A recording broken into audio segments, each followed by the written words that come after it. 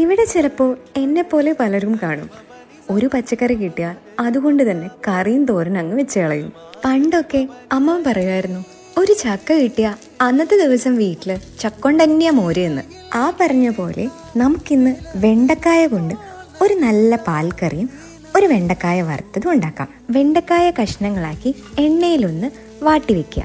ഇനി അതേ ചട്ടിയിൽ ഇത്തിരി പെരിഞ്ജീരകം പൊട്ടിച്ച് വെളുത്തുള്ളിയും ഇഞ്ചി ചതച്ചതും നല്ല പോലെ മൂപ്പിച്ച് സവാള അരിഞ്ഞതും കുറച്ചധികം പച്ചമുളകും ചേർത്ത് നല്ല പോലെ വട്ടിയെടുക്കുക. ഇനി അതിലേക്ക് വഴട്ടി വെച്ച വെണ്ടക്കായും മഞ്ഞപ്പൊടിയും മല്ലിപ്പൊടിയും മസാലപ്പൊടിയും ചേർത്ത് വഴട്ടി ഇത്തിരി തക്കാളി കൂടെ ചേർത്ത് അടച്ചു വെച്ച് വേവിക്കാം. അതിലേക്ക് ഉപ്പും നാളികേരത്തിന്റെ 2 പാലും കൂടെ ചേർത്ത് ഒന്ന് തിളച്ചു വന്നാൽ തീ ഓഫ് ചെയ്ത് 1 പാൽ ചേർത്ത് ഇളക്കി അടുപ്പിൽ നിന്ന് വാങ്ങാം. ഇനി വെണ്ടക്കായ മസാല വറവിനായി നീളത്തിൽ അരിഞ്ഞതിലേക്ക് ഉപ്പും മഞ്ഞപ്പൊടിയും മുളക് പൊടിയും മല്ലിപ്പൊടിയും മസാലപ്പൊടിയും കുറച്ച് കടലമാവും ചേർത്ത് നല്ല പോലെ മഴക്കിയെടുക്കാം.